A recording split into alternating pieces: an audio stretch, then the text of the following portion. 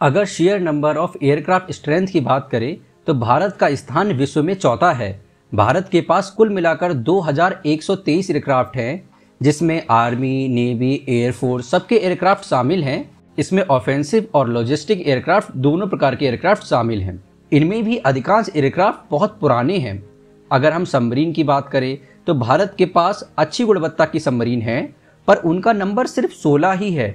और अगर हम नेवी की बात करें तो भारत के पास 285 नेवल व्हीकल हैं, जिनकी गुणवत्ता तो ठीक है, पर जो नंबर है वो काफ़ी कम है। और अगर हम न्यूक्लियर बम की बात करें तो भारत के पास पाकिस्तान से भी कम संख्या में न्यूक्लियर बम हैं। इन सभी फील्ड में भारत विश्व को डोमिनेट नहीं करता। इन सभी फील्ड में भारत की गिनती विश्व के सबसे एडवांस कंट्रीज में नहीं होती। पर एक ऐसा फील्ड है जिसमें भारत पूरे विश्व में डोमिनेट करता है, वो है एयर डिफेंस सिस्टम। तो हाय एवरीवन, मेरा नाम है कृष्णा और आप देख रहे हैं कृष्णा एक्सप्लेन्ड। आज का विषय है कि why India has the world best air defence system. Bharat के पास विश्व का सबसे अच्छा एयर डिफेंस सिस्टम कैसे है।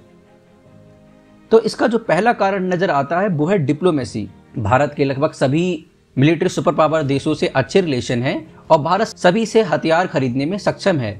जब चाइना ने रशिया से S-400 खरीदा था तो उसके ऊपर सैंक्शंस लग गए थे, पर भारत ने जब S-400 खरीदा तो यूएस के द्वारा कोई भी प्रतिबंध नहीं लगे।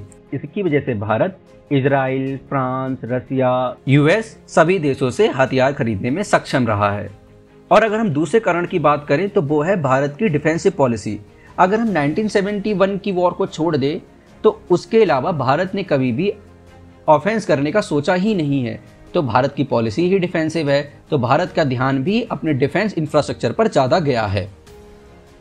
और अगर हम तीसरा कारण देखें तो वो है भारत की बूढ़ी होती एयरफोर्स और उसके नंबर। एक तो भारत के पास जो MiG-21 है, जैगुआर है, MiG-29 है, ये सारे कोल्ड वॉर एरा के एयरक्राफ्ट हैं जो काफ़ी पुराने हैं। इनको अपडेट तो कर दिया है पर इनका जो स्ट्रक्चर है वो काफ़ी पुराना है। भारत की एयरफोर्स की जो स्ट्रेंथ होनी चाहिए वो 42 स्क्वाड्रन की है, पर इस समय भारत के पास सिर्फ 30 स्क्वाड्रन ही हैं। इसकी वजह से भी भारत को अपना जो एयर डिफेंस सिस्टम है उसको अच्छा करना पड़ा है। अगर हम चौथा कारण देखें कि भारत का एयर डिफेंस सिस्टम इतना अच्छा क्यों है, तो उसका श्रेय जाता है DRDO और कलाम सर को। क्योंकि DRDO ने एक फील्ड में बहुत अच्छी महारत हासिल की है, वो है मिसाइल टेक्नोलॉजी या फिर रॉकेट टेक्नोलॉजी। उसका इफेक्ट आप इसरो पे भी देख सकते हैं। इसरो भी काफ़ी सक्सेसफुल स्पेस एजेंसी है, क्योंकि जो मिसाइल होता है और जो रॉकेट होता है उसमें लगभग सेम ही टेक्नोलॉजी का यूज होता है। और कलाम सर ने भी ये मिसाइल टेक्नोलॉजी को डेवलप करने में काफ़ी सहयोग किया है। अब जैसे कि हम मोबाइल खरीदते हैं तो हम उसमें फीचर्स देखते हैं कि कौन से फीचर्स अच्छे होते हैं, ऐसे ही एयर डिफेंस सिस्टम में कुछ मेन फीचर्स हैं जो ये बताते हैं कि वो एयर डिफेंस सिस्टम कितना अच्छा है। तो जो पहला है वो है रेंज। देखिए, अगर एयर डिफेंस सिस्टम की रेंज ज़्यादा होगी तो वो ज़्यादा एरिया को सिक्योर कर पाएगा और एयर डिफेंस सिस्टम की जो संख्या है वो भी हमें कम खरीदने की ज़रूरत पड़ेगी। और दूसरी जो है वो है स्पीड। देखिए, अगर मिसाइल की स्पीड बहुत तेज़ होगी तो जो इनकमिंग ऑब्जेक्ट है, जैसे कि कोई प्लेन है, कोई हेलीकॉप्टर है, कोई UAV है, कोई ड्रोन है या कोई मिसाइल है, तो उसको मैन्यूवर करने का टाइम कम मिलेगा। मैन्यूवर मतलब होता है कि हवा में ही इधर उधर घूम जाना।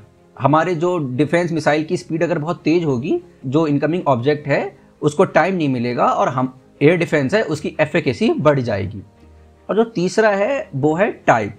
जनरली हर एक एयर डिफेंस सिस्टम को हर टाइप के इनकमिंग ऑब्जेक्ट के अगेंस्ट यूज किया जा सकता है, पर हर एक एयर डिफेंस सिस्टम की एक स्पेशलिटी होती है, वो उसी के अगेंस्ट सबसे अच्छी तरह से कार्य करता है। जैसे कि कोई एयरक्राफ्ट के खिलाफ अच्छी तरह से इस्तेमाल हो सकता है, तो कोई क्रूज मिसाइल के खिलाफ, तो कोई बैलिस्टिक मिसाइल के खिलाफ।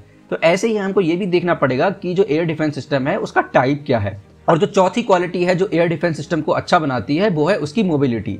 देखिए, अगर कोई एयर डिफेंस सिस्टम किसी ट्रक पर माउंट हो सकता है तो हम उसको ईजिली कहीं भी ले जा सकते हैं और उसको कहीं भी डिप्लॉय कर सकते हैं। ऐसा एयर डिफेंस सिस्टम अच्छा माना जाता है जो highly mobile air defence system हो, क्योंकि इस तरह से हम उसको कहीं भी माउंट कर सकते हैं और उसको डिटेक्ट करना काफ़ी मुश्किल रहेगा।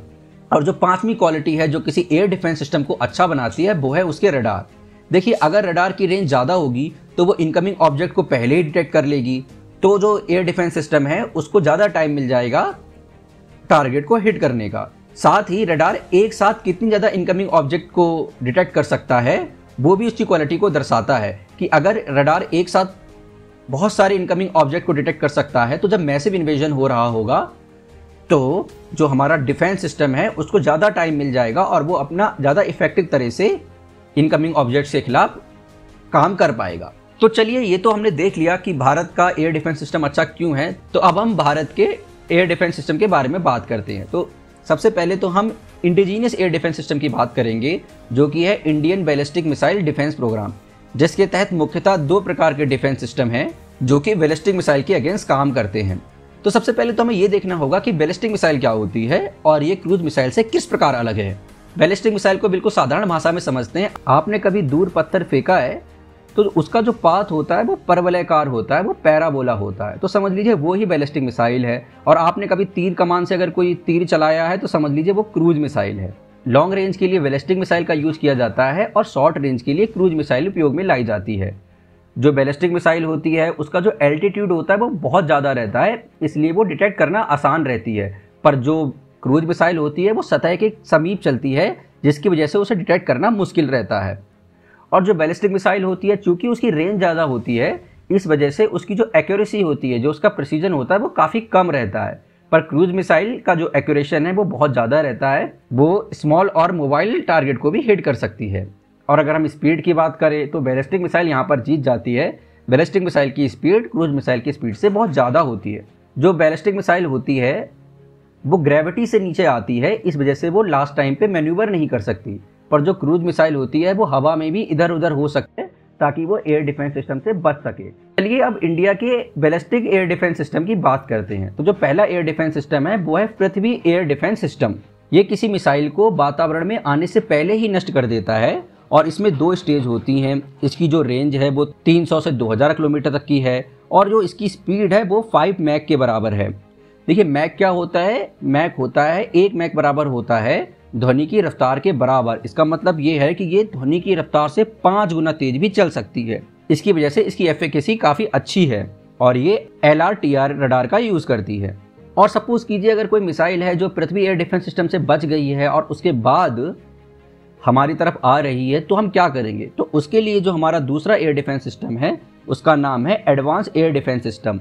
तो अगर कोई मिसाइल पृथ्वी एयर डिफेंस सिस्टम से बचकर वातावरण के अंदर आ चुकी है तो हम इस एयर डिफेंस सिस्टम का यूज़ करेंगे। ये भी anti ballistic air defence system है। इसकी जो रेंज है वो 30 किलोमीटर है और जो इसकी स्पीड है वो 4.5 मैक है। ये तो हो गई बैलिस्टिक मिसाइल की बात। अगर क्रूज मिसाइल आ रही होगी तो क्या करोगे?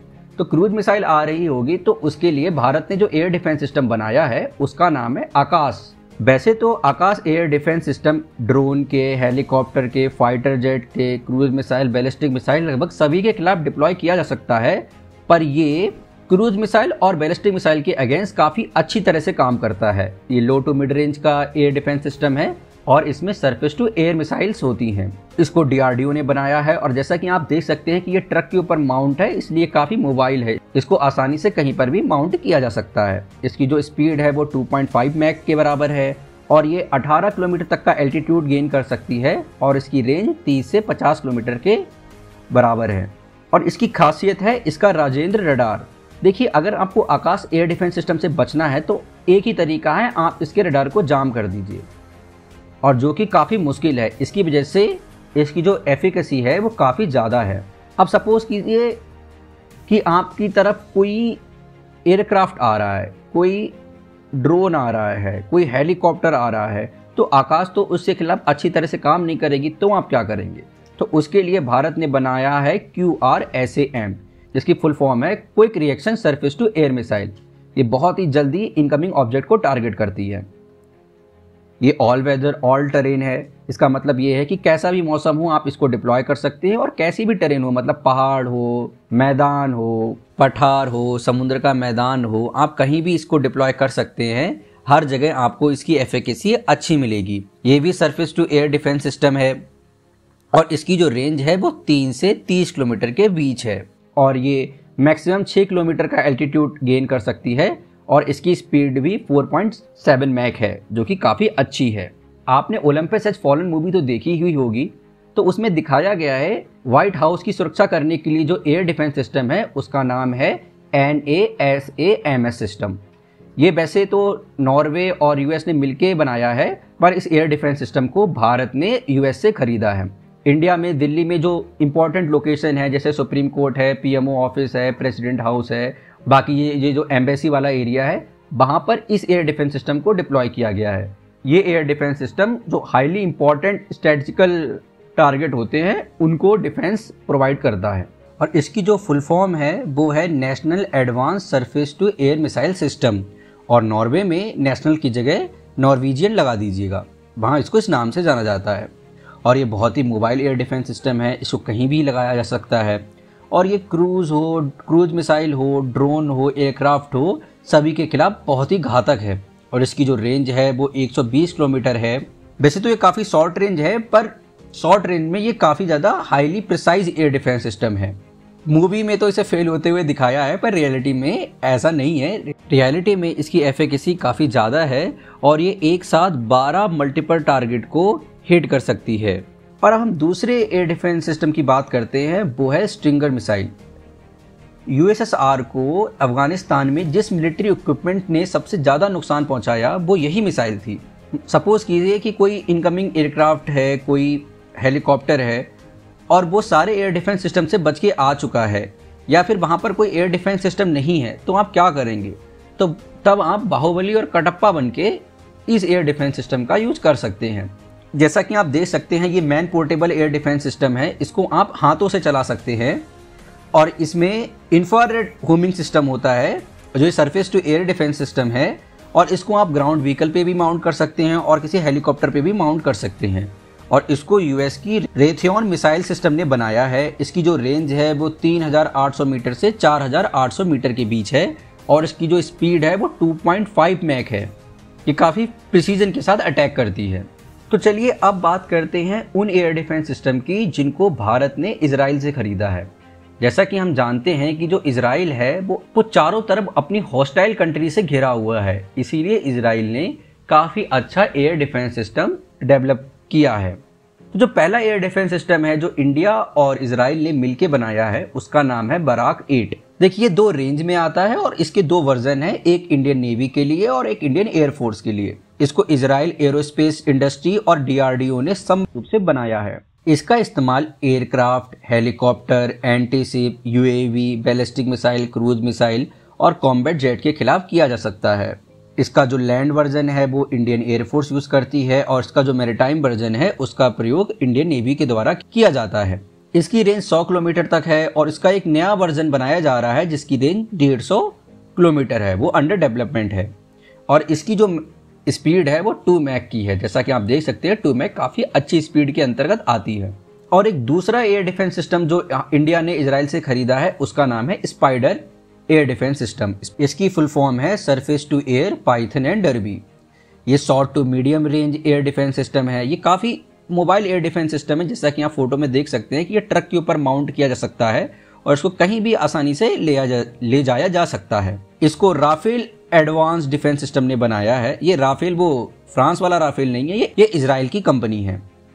और ये 2 रेंज में आता है, एक स्पाइडर SR यानी शॉर्ट रेंज, उसकी रेंज 20 किलोमीटर तक है, और जो मीडियम रेंज है स्पाइडर MR, उसकी रेंज 50 किलोमीटर तक है। और इसकी स्पीड मैक 4 की है जो काफ़ी अच्छी है। और ये एयरक्राफ्ट, हेलीकॉप्टर, यूएवी, ड्रोन और प्रिसीजन गाइडेड मिसाइल के अगेंस्ट इस्तेमाल किया जा सकता है। चलिए अब बात करते हैं रशिया की, कि रशिया से कौन से एयर डिफेंस सिस्टम भारत ने खरीदे हैं। देखिए, रशिया ने कभी भी अपने इतिहास में यूएस पे फुल अटैक करने की प्लानिंग नहीं करी थी, पर यूएस ने यूएसएसआर के ऊपर फुल अटैक करने की प्लानिंग करी थी। इसी वजह से जो यूएसएसआर की पॉलिसी थी वो काफ़ी डिफेंसिव थी और म्यूचुअल डिस्ट्रक्शन की थी। इसी वजह से यूएसएसआर ने और बाद में रशिया ने दुनिया के सबसे बेहतरीन एयर डिफेंस सिस्टम बनाए हैं और भारत ने उनको खरीदा भी है। तो जो दुनिया का सबसे अच्छा एयर डिफेंस सिस्टम है वो है S-400 एयर डिफेंस सिस्टम, जिसको रशिया से भारत ने खरीदा है, उसको ऑर्डर दिया है। इसको रशिया के आलमास सेंट्रल डिज़ाइन ब्यूरो ने बनाया है। इसमें 4 प्रकार की मिसाइलें होती हैं, एक 400 किलोमीटर, 250 किलोमीटर, 150 किलोमीटर और 40 किलोमीटर की रेंज की। अलग अलग प्रकार के इनकमिंग ऑब्जेक्ट के लिए अलग अलग प्रकार की मिसाइल का इस्तेमाल करती है। और इसका जो रडार है वो काफ़ी ज़्यादा अच्छा है। इसका इस्तेमाल आप aircraft, ballistic missile, cruise missile, हर प्रकार के इनकमिंग ऑब्जेक्ट के खिलाफ कर सकते हैं। और इसकी मैक्सिमम स्पीड देखिए जो कि है मैक 6.35 यानी ध्वनि की रफ्तार से 6 गुना तेज। इस स्पीड की वजह से इनकमिंग हॉस्टाइल ऑब्जेक्ट को मैन्यूवर करने का मौका ही नहीं मिलेगा, उससे पहले ही S-400 उसको नष्ट कर देगा। इसकी खासियत ये है कि इसकी जितनी ज़्यादा बैटरी खरीदेंगे उसकी जो रडार की जो एफिकेसी है वो उतनी ज़्यादा हो जाएगी, इसीलिए काफ़ी ज़्यादा एफिशिएंट भी होती है। पर ICBM के खिलाफ ये उतनी ज़्यादा अच्छी तरह से काम नहीं कर पाती और रशिया के अकॉर्डिंग इसका इस्तेमाल स्टेल्थ एयरक्राफ्ट के अगेंस्ट भी किया जा सकता है, जिस पर US और बाकी नेटो एलाइज तो विश्वास नहीं करते, पर रशिया के अकॉर्डिंग स्टेल्थ एयरक्राफ्ट को भी ये आराम से नष्ट कर सकता है। यहाँ पर एक ध्यान देने वाली बात यह है कि चाइना के पास भी S-400 सिस्टम है, पर चाइना का जो S-400 सिस्टम है वो भारत के अगेंस्ट उतनी अच्छी तरह से काम नहीं करेगा, क्योंकि चाइना का जो तिब्बत का रीजन है और ये जितना भी आसपास का रीजन है जो इंडिया की बाउंड्री के निकट है वो काफ़ी ऊंचा है, तो उसका जो रडार है वो काफ़ी ऊंचाई पे लगा है, तो नीचे से आने वाले ऑब्जेक्ट को डिटेक्ट करने में उसे दिक्कत हो सकती है। तो इंडिया का S-400 सिस्टम चाइना के अगेंस्ट तो बहुत अच्छी तरह से काम करेगा, पर चाइना का S-400 सिस्टम इंडिया के अगेंस्ट उतनी अच्छी तरह से काम नहीं करेगा। और इंडिया ने रशिया से S-200 और S-125 को भी खरीदा है, जो कि S-400 के पुराने वर्जन है। ये अभी भी इंडियन डिफेंस फोर्सेस के द्वारा इस्तेमाल किए जा रहे हैं। सपोज कीजिए इंडियन आर्मी कहीं तैनात है और उसके ऊपर ड्रोन या हेलीकॉप्टर से हमला हो रहा है, तो आप किस एयर डिफेंस सिस्टम का यूज़ करेंगे? तो वहाँ पे काम आता है ZSU-23-2 और ZSU-23-4 Chilka air defence system. देखिए ये जो 2 और 4 नंबर है ये दिखा रहा है कि एयर डिफेंस सिस्टम में कितने कैनन हैं। ये जो नंबर 2 है इसमें 2 कैनन है और जो नंबर 4 वाले में 4 कैनन है। ये light armoured self repelled anti aircraft gun है। ये 1 मिनट में लगभग 2000 राउंड तक छोड़ सकती है और ये लो लेवल एरिया डिफेंस के लिए इस्तेमाल की जाती है। ये मोर्टार फायरिंग के अगेंस्ट तो काफ़ी इनइफेक्टिव है, पर अगर कोई हेलीकॉप्टर या ड्रोन है जो लो फ्लाइंग कर रहा है तो शॉर्ट रेंज में ये उनके खिलाफ काफ़ी इफेक्टिव है। और इसकी जो रेंज है वो लगभग 300 से 450 किलोमीटर के बीच है। और जो अगला एयर डिफेंस सिस्टम है उसका नाम है 2K22 टुंगुस्का। इसमें 2 डिफरेंट मोड की एयर डिफेंस गन शामिल हैं, जिसमें एक 9mm कैनन की है जिसकी रेंज 30 किलोमीटर तक की है, और दूसरी है जिसमें डुअल 3mm का कैनन है जो क्लोज रेंज में काफ़ी इफेक्टिव है। और ये कंबाइंड रूप से 4000 से 5000 राउंड प्रति मिनट की स्पीड से गोलियां दाग सकती है। जो अगला एयर डिफेंस सिस्टम है जिसको इंडिया ने USSR या फिर रसिया से खरीदा है उसका नाम है 9K33 OSA। ये भी short range low level air defence system है। ये सोवियत ओरिजिन का है। ये व्हीकल के ऊपर माउंट किया जाता है, इसकी वजह से ये काफ़ी मोबाइल है और इसमें खुद का रडार इस्तेमाल होता है। इसका मतलब है कि अगर इसका कम्युनिकेशन बाहर के इंटीग्रेटेड रडार से नहीं है तब भी इसका इस्तेमाल आसानी से किया जा सकता है। और इसकी जो रेंज है वो 15 किलोमीटर के आसपास है और मैक्सिमम एल्टीट्यूड 12 किलोमीटर है, मतलब 12 किलोमीटर के एल्टीट्यूड तक ये एयर डिफेंस दे सकता है। तो ये थे भारत के टॉप 12 एयर डिफेंस सिस्टम। आपको वीडियो कैसा लगा ज़रूर बताएं, लाइक और सब्सक्राइब करें। धन्यवाद।